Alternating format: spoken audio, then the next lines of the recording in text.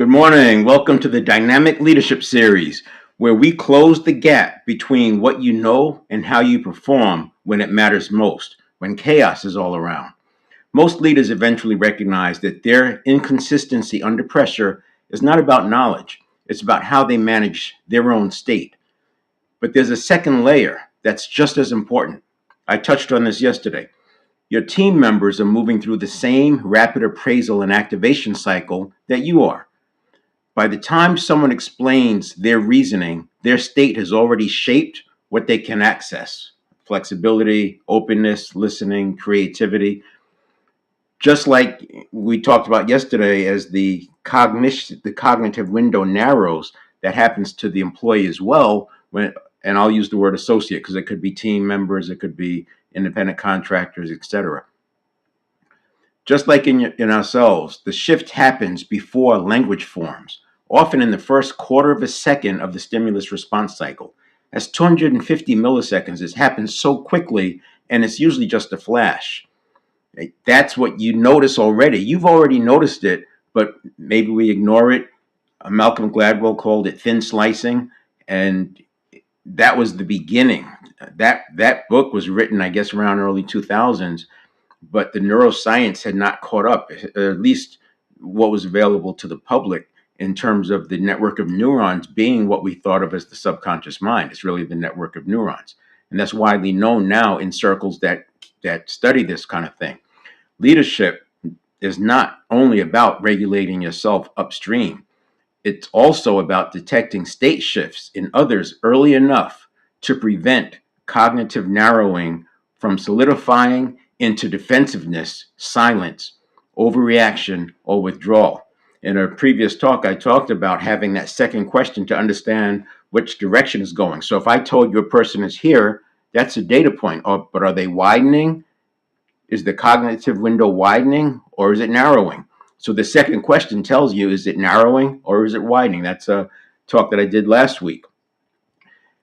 That applies here as well, but we're talking about something different today. You cannot see their thoughts, and some leaders interpret this as they can, and they look at the body language information and they think that they can detect what's actually going on. I say you have to ask questions to figure out what's going on. All you can see is that there's some activation. That's an important point. You don't know their exact belief or their point of view. You may know a shift happened, but you have to talk to them to find out what that shift happens, and you have to believe what they tell you. But there's a distinction, and I'll talk about that today. You cannot detect, you can detect that something shifted. A micro pause, a restricted breath, maybe tightening in the face or the neck, a drop in eye contact. There are so many cues, and you're already aware of them. You may ignore them, you may notice them and move on. But the point is, this is such an important point because the amount of leverage that happens in that quarter of a second and the quarter of a second that follows.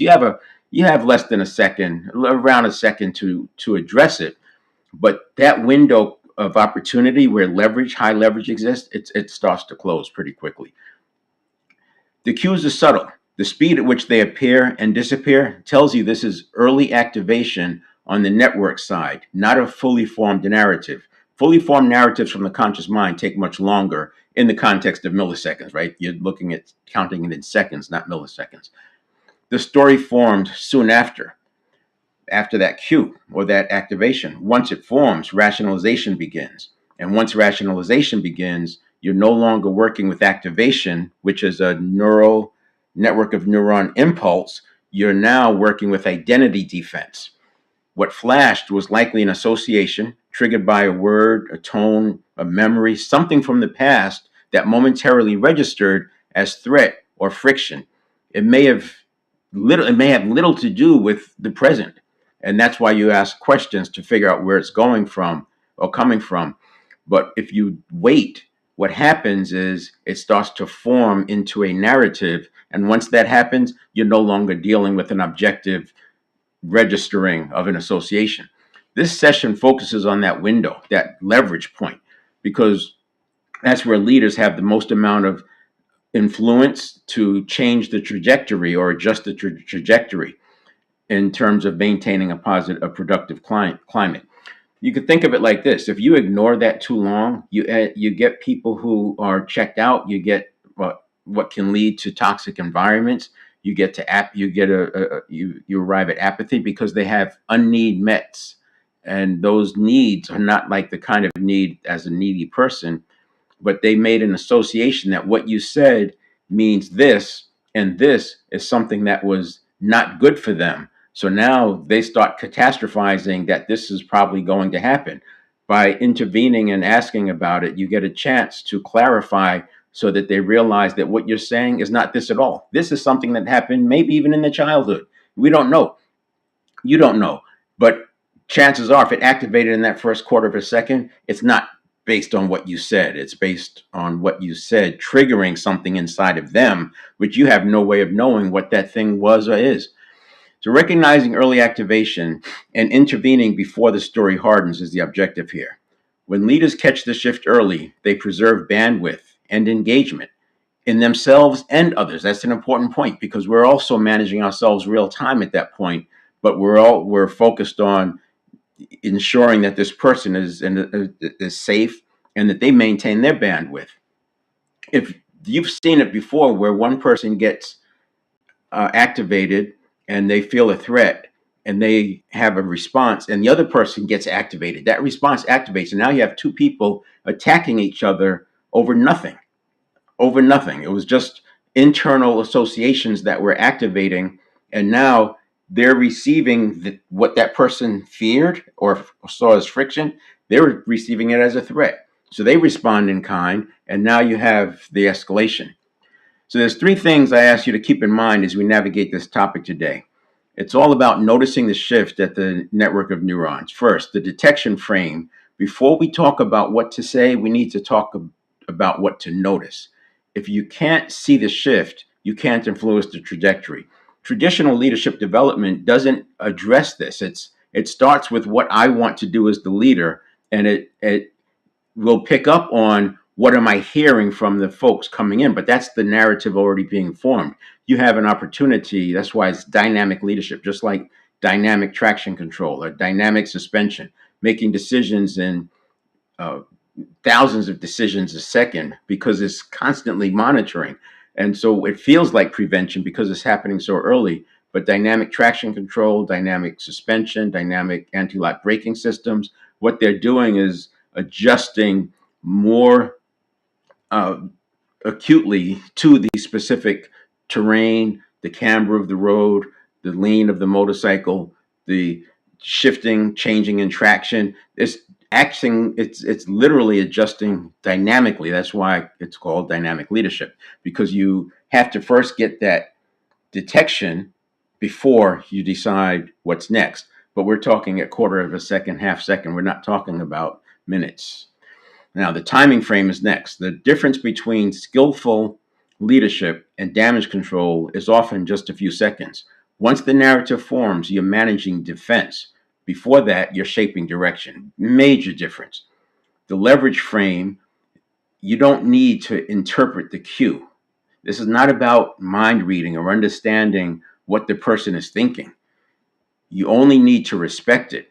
Your question gives you the information you need in terms of what's going on. When activation rises, pacing, tone, and inquiry matter more than content. This is why the one-to-one aspect of leadership is so important. I call this one-to-one leadership, and I say at the team level, you may have a team of 12 people, but you're still leading at a one-to-one because those quarter of a second opportunities happen in one-on-one sessions. If it happens in a meeting, you can't address it the same way you can when it's a one-to-one meeting. So that's the backdrop on that.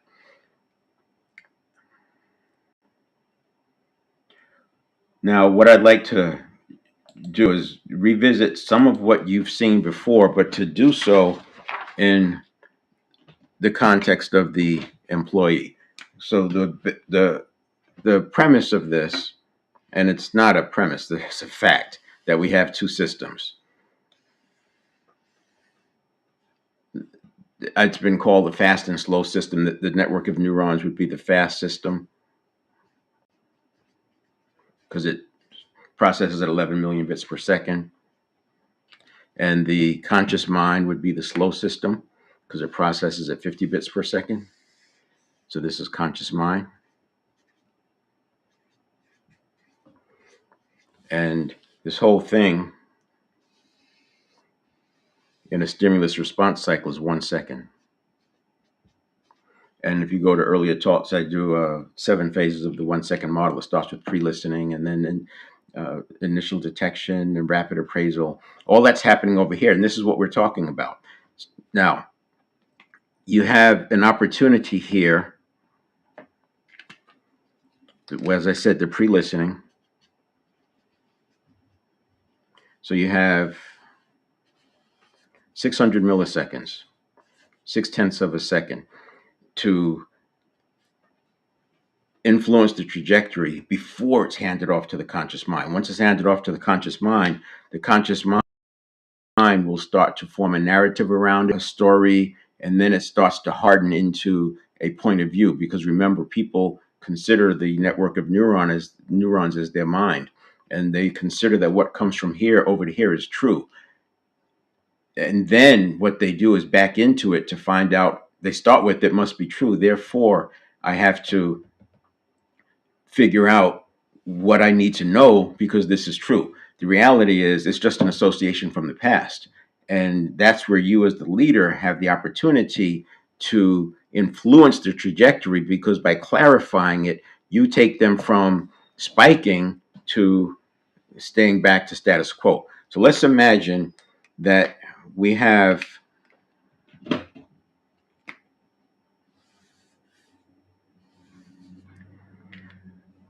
this.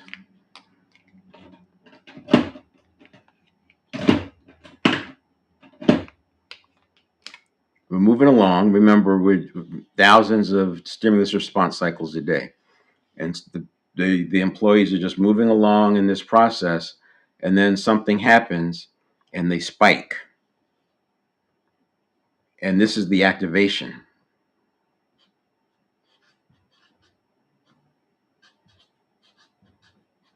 Now, if that activation is allowed to go on, they can spike, and now you have fight or flight. This leads into fight or flight if not addressed.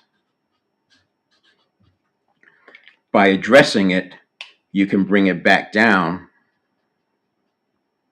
and things go on as normal. Now, when this spike happens, there's a narrowing of bandwidth. So if this is bandwidth,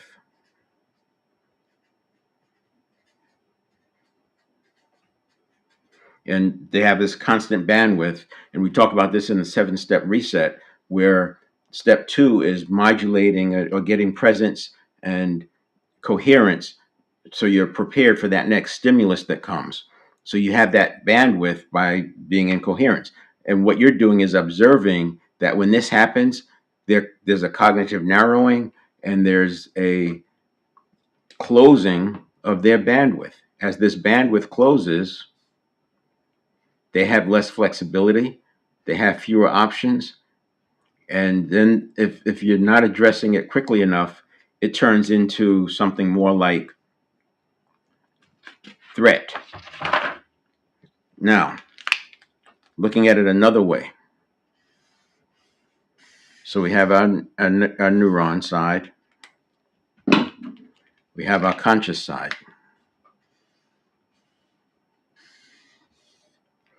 And let's say you have the employee, the associate, and they're moving along, and there's a stimulus that occurs right here.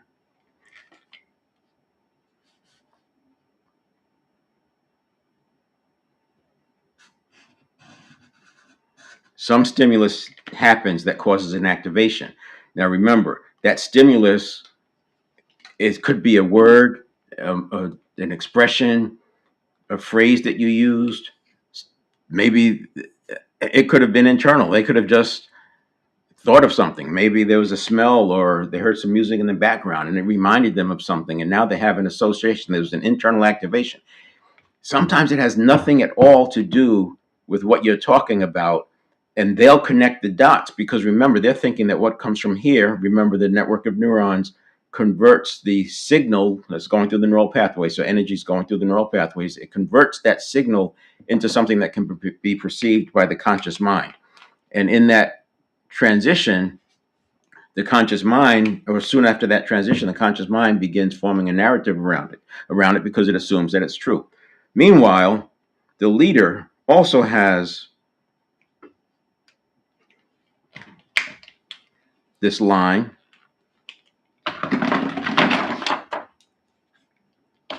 They're moving along, right? Just moving along through space, and they're having their thousands of stimulus response cycles a day. But this activation of the employee has an activation in the leader. So this is the stimulus for the employee. We'll call it a stimulus.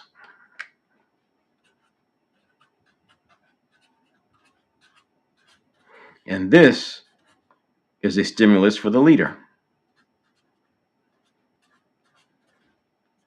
All right, so we have associate, leader, manager, supervisor. You can think of this as being a coach and a client, a salesperson and a client and a prospect. It could be all of that. Now, if you as the leader wait until down the road to address it, your impact, your influence goes down.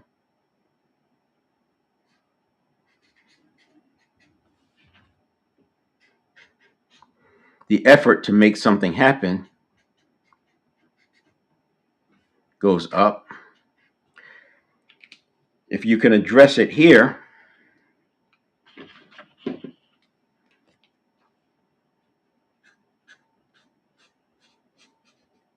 you have a much better opportunity. Your influence is still neutral to higher. Your effort is neutral to lower.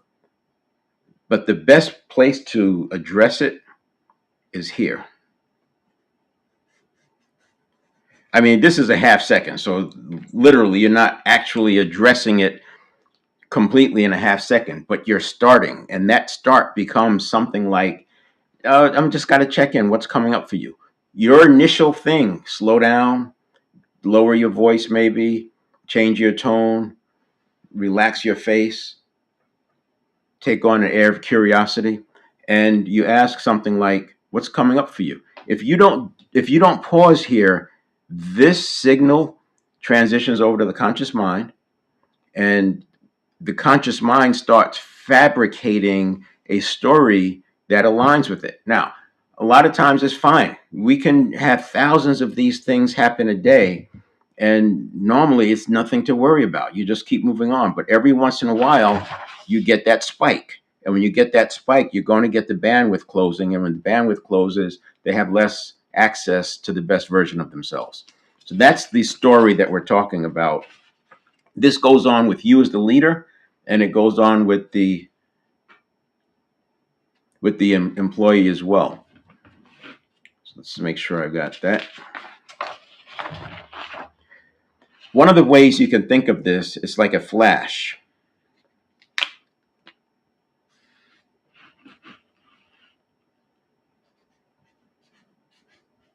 It's a flash association. And that flash association is going to bring something up because it brings other neurons in, it brings other neural pathways in, just because it attaches. And remember, there's another point here that excitement and anxiety have the very, very similar signature, energy signature. So if a person is excited about what's coming, and we've all seen this, they're excited about what's coming, and the next thing you know, they're looking for the other shoe to drop. They're making an assumption that something bad is going to happen, and they go from excited to fearful, and it's in a moment. And that's what you're observing is this. Now, again, you don't know what they are thinking. You just know that something shifted. And this is one of the reasons why this pre-listening period,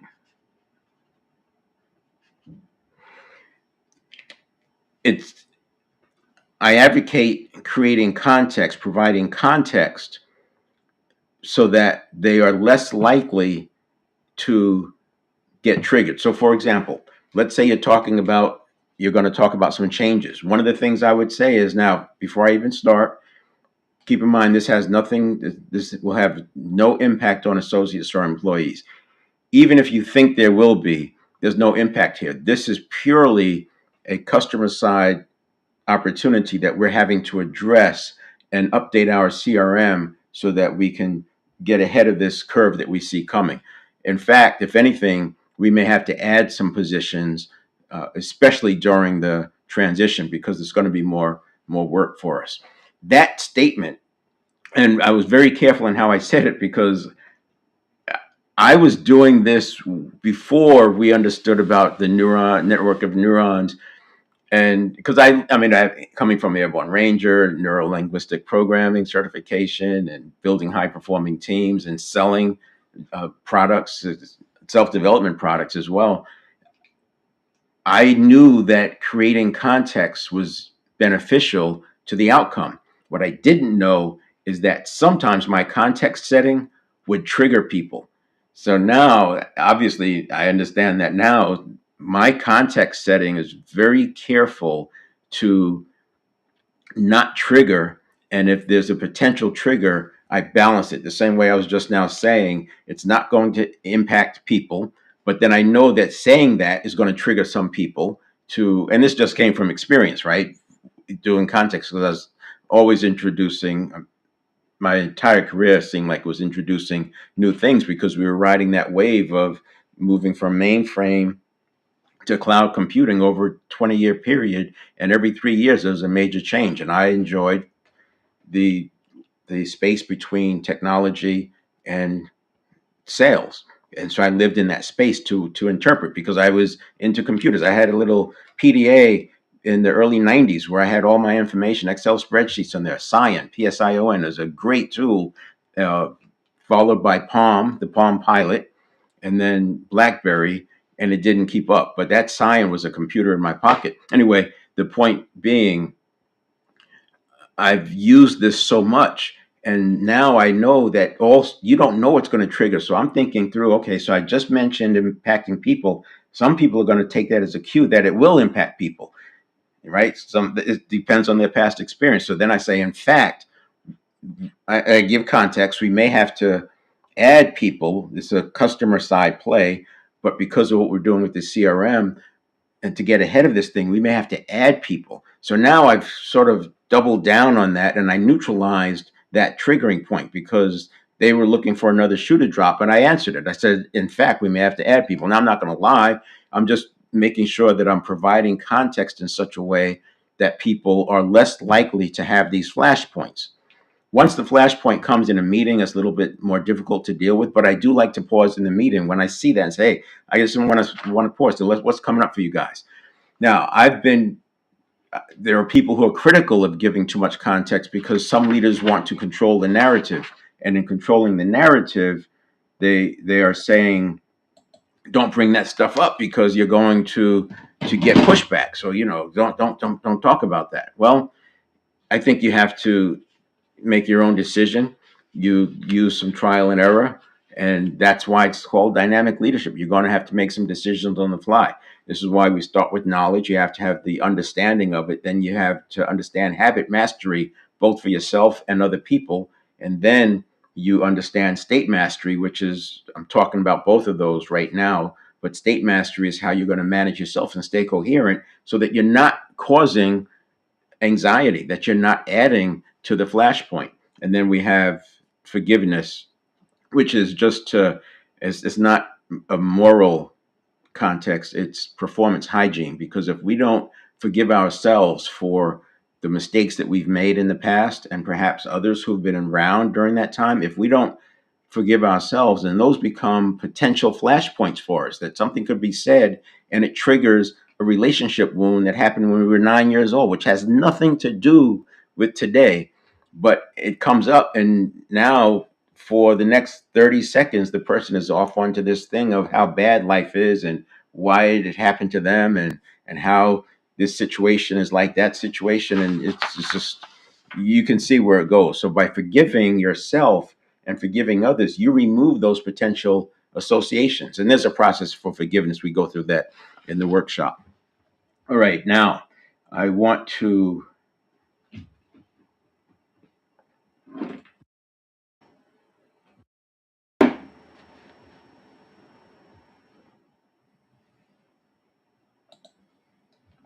go to the slides. And that was a backdrop, that between the introduction and what we just covered, that's essentially where we're going. And now I'll have some slides so that you can take the sound bites, because when I'm talking, I'm obviously I'm speaking as to, without notes here, and the slides give a way to solidify the points, and you can do screenshots, etc.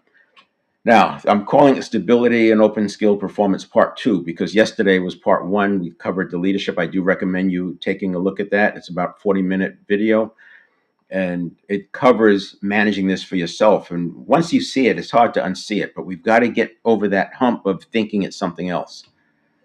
Then, so this today is really climate stability for high performance. This whole thing is about high performance. It's not about doing great stuff because we want to be a good company. We do want that, but this is how performance happens. Coaches know this. Coaches have been doing this for centuries. Special ops, military special ops, these leaders understand this, that you have to manage the state of the people. But what you do in military special ops, you train for all sorts of possibilities, because you don't know what's going to come. No plan survives contact with reality. At least with sports, it's very contained. That's why we called it a closed system on this slide. That's what we mean by open skill performance. Anything could happen in leadership. You don't know what's going to happen. I mean, a person's going to have an argument, a person's going to have an accident on their way in, and now that's colored their whole view of everything that's going on. Whereas in sports, you have a field, you have rules, you have a clock, and you have an opponent. Everything is clear. In sales, in business, you don't know all the time where friction is coming from, but you still have to deal with it. Now, this is the aligned with emotional intelligence. The difference between emotional intelligence and what we're talking about with dynamic leadership, and it's not to take anything away from emotional intelligence. It was created in the 90s, before the information we have today, based on, thanks to the brain scanning tools, to what's going on with the network of neurons and how it's not a subconscious mind and all that. Because in the beginning, emotional intelligence was based on, or used as one of the bases, that people don't change.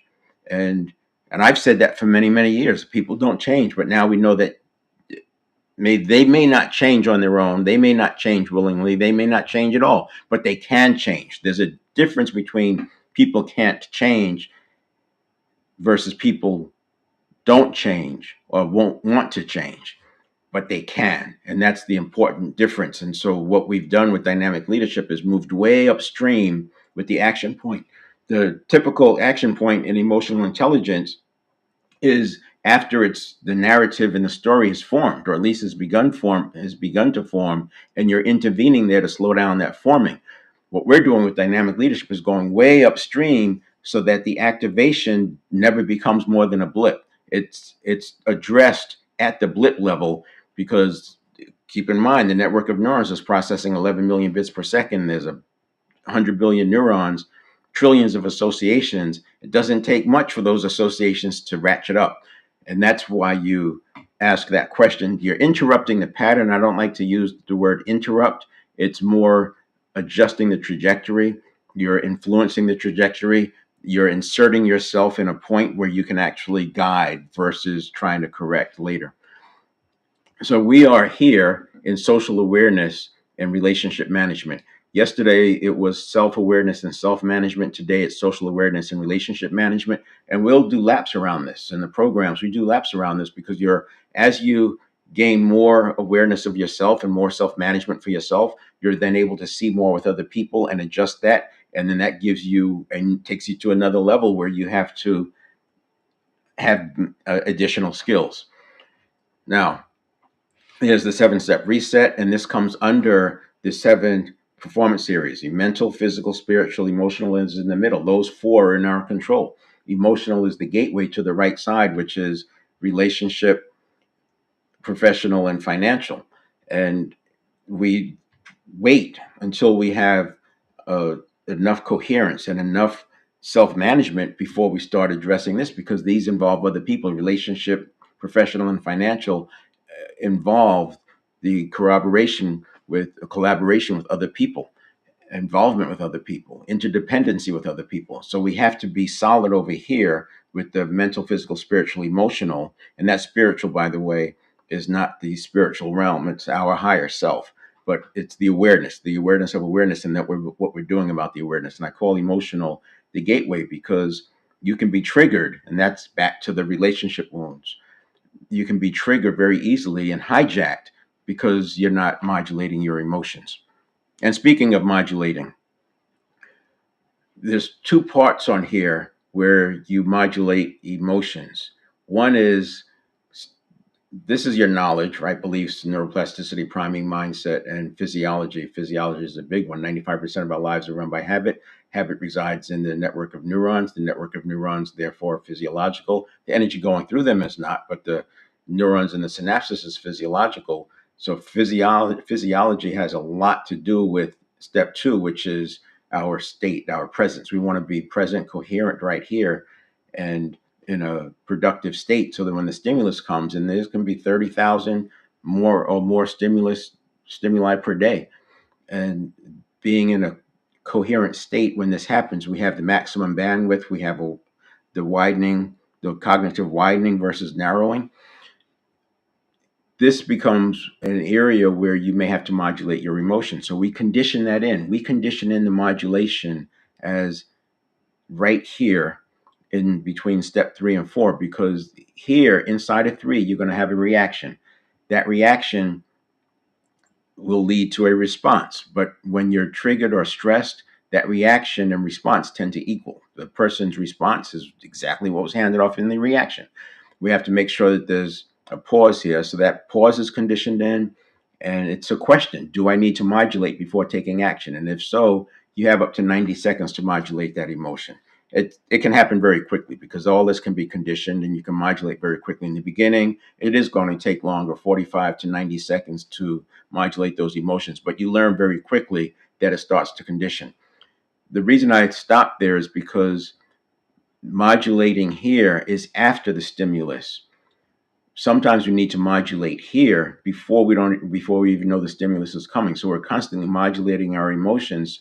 Not that you don't suppress them, you modulate them. And the way I look at modulation is, you have regulation, which is talked about in emotional intelligence, and under regulation you have a preventive side, then you have the modulation side, and then you have the correction side.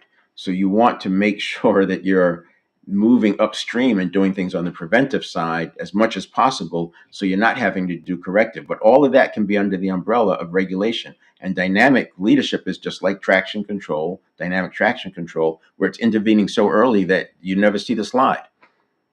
In braking and dynamic anti-lock brakes, you never see the skid. And it's not that it knows that snow is different than water. It's measuring the activation of and how the tire starts to tear. It's measuring that. It's measuring how slow can the wheel stop turning before a skid happens. But it seems like it's predicting. And then step 5 is modulation. That's the emotional modulation. So here it's a bigger deal, because this is actually applied to this particular stimulus before you take action. And then we go into the mindfulness and presence. And we covered this in earlier times. This is what I've been talking about December, January, and February. So this content is available. You can find it mostly on LinkedIn, but whatever platform you're watching this on, you can go back and watch earlier segments. And then I also have a library, Dynamic Leadership Center library. So these will come off of the platforms, and the selected ones will be in the library. This is what we were talking about. This is that pre-listening part.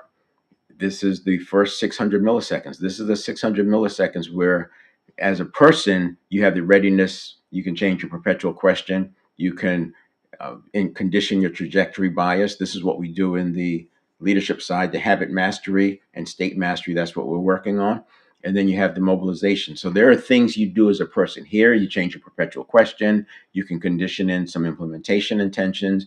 You can condition uh, the network of neurons to not be so threat biased. And in fact, we can flip from 80% perceived threat to only 20% perceived as a threat in terms of a stimulus coming in. And then you can train that with the positivity exercise. You can also do breathing here and then over here, and implementation intentions. Implementation intentions work across the entire 600 milliseconds. Then over here, this is where you can use anchors. So I do a breathing exercise every morning, and I'm using that breathing, one, to oxygenate my blood, but also I hydrate during that time, and I'm getting into a calm state. So I'm incoherent. I'm doing the breathing exercises, 15-second inhales, 15-second exhales, getting into a calm state. And that becomes an anchor. So all I have to do is take a breath in. And even with a half a second or a second of that breath, I'm already sliding back into that calm state. So if something triggers unexpectedly, just take that breath. And that's an anchor for right here. But taking the breath in also helps modulate in the moment right there. So these are the things we do as a person. Now, what can you do with the person that you're observing? The person that you're observing, you're not going to notice it until here.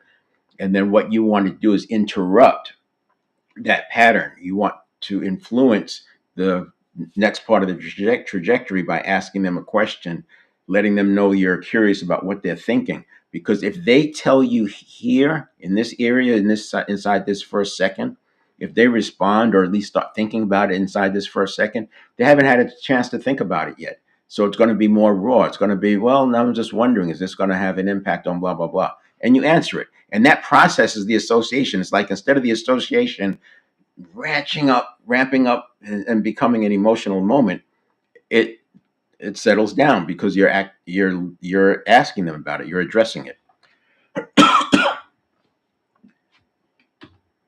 So leadership requires open skill performance. Volatility exposes whether your stability travels with you or disappears when conditions change. That's your role as a leader.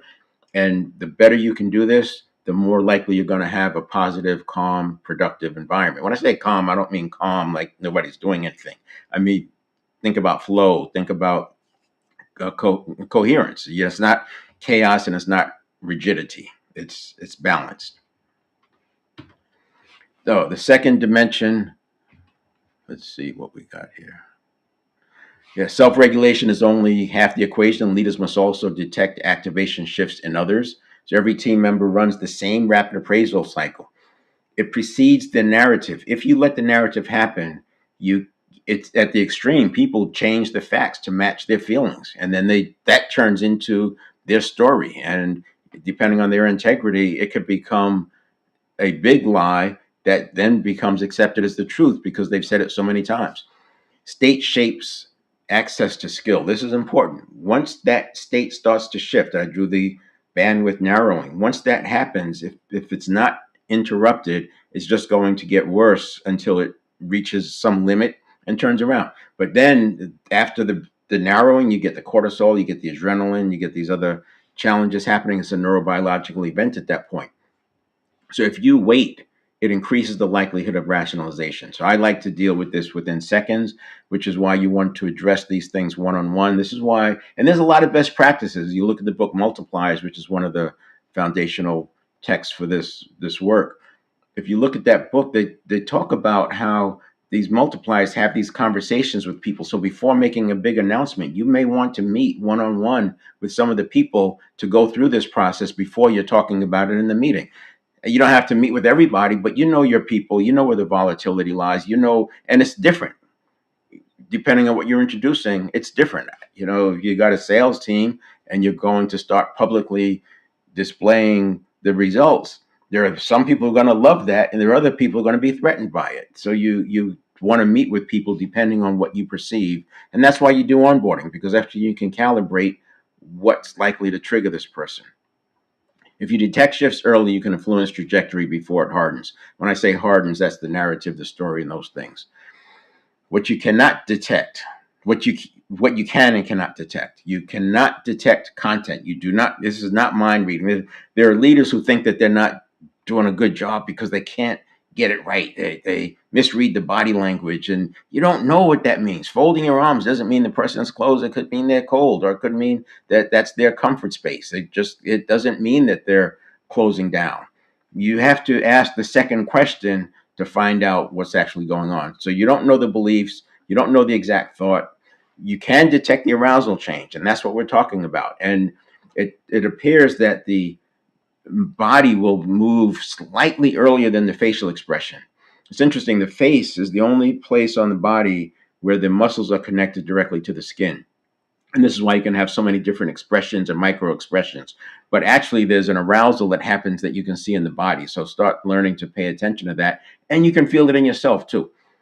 Telling tension is an easy one to spot. The person starts to lean forward in there, you know, it's telling tension. You could keep going if you want to, but I say pause and find out what it is. And the sooner you pause, the more likely you'll get the real story, as opposed to something that they make that's sanitized because what they're originally feeling, it doesn't make sense. You can detect the valence shift. You can detect incongruence. Leadership is about noticing activation, not interpreting meaning. The timing window, there's a small but powerful window. I talk about 600 milliseconds, which is really too fast. It's not that you're going to address it inside of 600 milliseconds, but you're getting off of your track. You're stopping your track that quickly, which keeps the other side from escalating. Because bandwidth narrows quickly, story construction follows, delays increases defensiveness. Intervene before the explanation solidifies. In reality, you have seconds. It's not, yeah, I don't think you have hours because it festers. I would say catch it within the first minute or two, you're still safe because that it gets harder and harder. It takes more effort, and the available mitigation is decreased. Collaboration, calibration happens early. I talk about doing the onboarding meeting in that first week with the new associate. And that onboarding meeting is not the HR type of onboarding. This is the leadership onboarding. This is like versus the sports team where the person is finding out where to get their uniforms and how they get paid. But then they see the coach, and the coach is talking how they play on the field and the plays and the moves and what they need to work on and how they're going to take this away and put that in because it's blah, blah, blah, right? That kind of onboarding meeting is where you are listening more than talking because you're understanding this person and you're calibrating how they speak when they feel safe. What are their hot buttons? What are their aspirations? What are they interested in? You calibrate all of that. And now sometimes when you see those associations come up and you ask about it, one, they'll feel safer telling you because you've asked all these questions. There's no threat and no repercussion. But also, those associations are going to tie into their passions and purposes and fears. You'll see the pattern, and then you'll get to know your people. It's the same thing we've always been talking about, but you now have tools available to you because what we know about the network of neurons and the conscious mind. So safe onboarding conversations establish a baseline that you can come back to and make sure that you're seeing that. So there are times I do this with clients. I will stop the conversation or redirect the conversation to something else. And if I feel like we just can't make progress, we'll just change the meeting to another time because fighting against that, all you're doing is adding more energy into that whatever is threatening them. It may have nothing to do with the conversation you're in right now. Observe breathing and posture. That's what I was talking about there. And this is also, by the way, why rapport, the liking and mirroring and matching works because you're aligning yourself with the other person. More to that's a whole nother topic, but it does work because of this. And then observe tone. What's the tone under comfort? You got the you know what comfort looks like and you want to understand the tone that goes with that, and as that starts to move away, then you do something, you ask a question, and I'll have a slide, but this is consistent with self-determination theory. People are intrinsically motivated when they have autonomy, competence, and relatedness, and the relatedness is this is what we're talking about. This is the relatedness. A lot of leaders, strong leaders will dismiss this. It's not needed. If I want your opinion, I'll give it to you, kind of thing. I remember that in the military. So without calibration, everything looks like a problem. With calibration, shifts are obvious. The leadership leverage move. When you see a shift, move toward it early and neutrally. You just curious. What's going on? What's coming up for you? You have to recognize that this is something from the past that's coming up in them. It has nothing to do with you. You don't want to get defensive. You just lean into it. And if it feels like it's about you, ask another question, because eventually it'll connect back. If it came up in the first quarter of a second, you can trust that it's the subconscious, because the conscious mind has a reaction time of a half second. It's just simple math. If it's coming up that fast, it must be from the network of neurons. If it's that, it's got to be associations, and those are from the past. What's coming up for you is a good question. Or pause. I want to do a quick check-in, and then you could follow that. And sometimes if there's telling tension, say I want to do a quick check-in, they'll start talking right away. Lower your pacing, slow down, give them some space. What you're doing is you're holding the tension. You're not running from it. You're allowing the tension to build a little bit so that you can uncover some things. But you do reduce your intensity. And that's how you hold attention. You reduce your intensity to allow the tension to simmer, so to speak. What are you thinking is another good question. Increase curiosity. I want to hear your thoughts on this. And that's a good one that works in a meeting. If you start seeing more activations happening in a meeting, I would definitely do something like that. And then what happens if you wait? Daily delays, as I said, they increase cognitive narrowing and identity defense. Justification becomes necessary for internal coherence. So people have this need to have coherence internally. And remember, if they're assuming that what's coming in from the network of neurons is true, then they're going to wrap the narrative around that and justify it. So facts begin to align with the feeling, and alternative interpretations narrow or disappear because it can't be anything else. And you've seen this. Political arguments and religious arguments descend into this very quickly, which is why they don't talk about these things, because you get into this triggering and it's just people are digging their heels. Dynamic leadership in action. Dynamic leadership means adjusting to activation in real time. No plan survives contact with reality. But the sooner you can make adjustments, the more likely you're going to get the outcome that you want, because now you're just like a plane navigating on its way to a destination that's constantly correcting. You want to reduce the environmental pressure. And this is by reducing the environmental pressure, you are reducing the likelihood of toxicity entering into the equation. Adjust your pacing. Slowing down is always a good thing. In sales, always a good thing, because slowing down allows that processing to occur. And then you're dealing with the conscious mind instead of a reaction, because slowing down, it forces the network of neurons because it can't think. The network of neurons is not thinking. It's just doing associations. And by slowing down, you're allowing those associations to fizzle out and say, oh, this is not a tiger. We're not in the Serengeti desert. Preserve relational safety and reopen the bandwidth. So here's something to take away. Detect the shift, choose your response, because you're not going to respond to every single thing. You cannot respond. That's a response. Adjust trajectory, protect the climate. You may only do this once a day. You may only do it once a week, but in trying times, you may do it multiple times a day. If there's a rift going on, you're probably going to be doing this a lot. If there's a rift that's imminent. And you'll be doing it with some of your high performers, because once the rift happens, everybody feels like it's going to be happening to them. I don't care how much people make.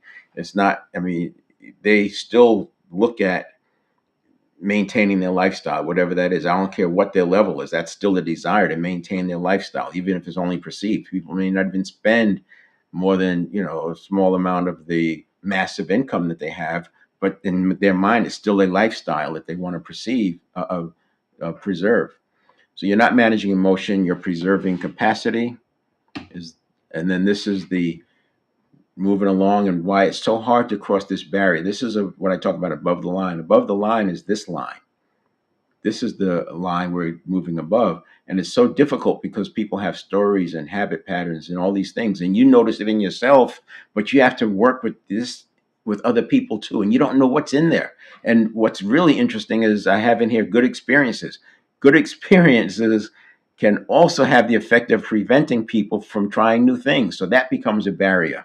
There's so many possibilities in here. And by listening to people, you're uncovering this, because it's very difficult to get to this without crossing that barrier. And barriers in this context are also include confusion, because in order to have a breakthrough, you need to have a break with the past, and that break with the past creates confusion. And there is another problem when you get up here, because now you don't have the old habits guiding you. This is where we use principles and near principles to stay on a methodical, consistent, simple path.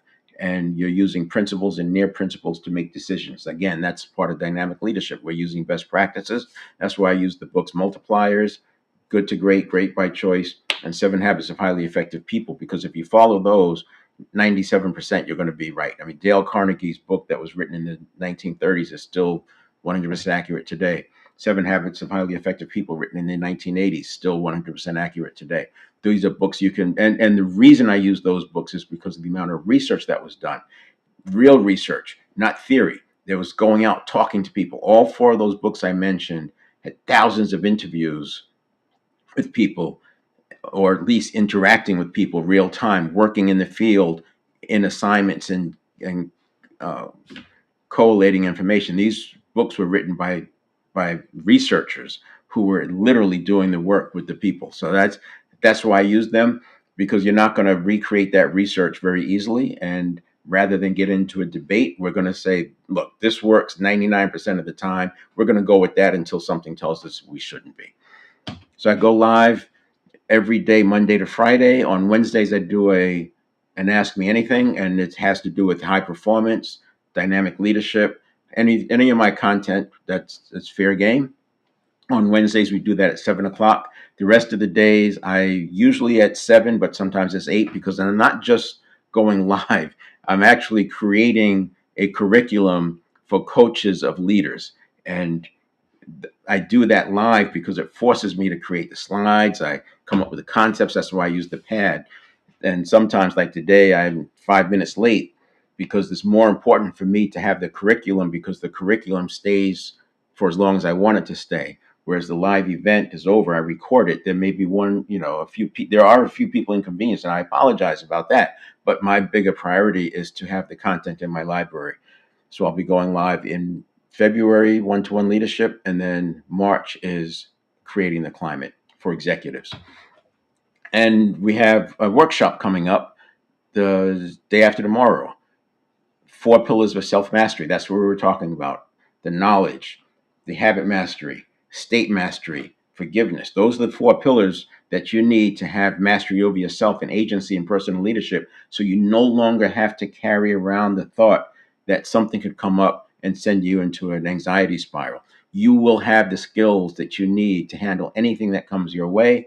And that's the objective. Now, that workshop is giving you some skills. I have multiple levers for every one of those pillars, but we're going to go through real time at, at least one, if not 2 levers of each of the pillars. So you have a start. In the 90-day transformation program, that's where we spend the time. We spend the 90 days working through to have you own this. And then the next 12 months is follow up with group coaching and access to the library, and because we want the person to keep rising towards their quest and experience new problems. Those new problems can often uncover activations, and that's where we go back to work. And over that year, you will have built the habit of addressing all this stuff real time. So that's the story. Tomorrow, I'll do the Ask Me Anything. Thursday, I will not be going live. We'll be doing the workshop on Thursday. And then Friday, I'll summarize this, and I'll be on LinkedIn again on Friday to summarize what we talked about and connect the dots between the onboarding and then the open skill performance and early detection of activations. All right, we'll see you.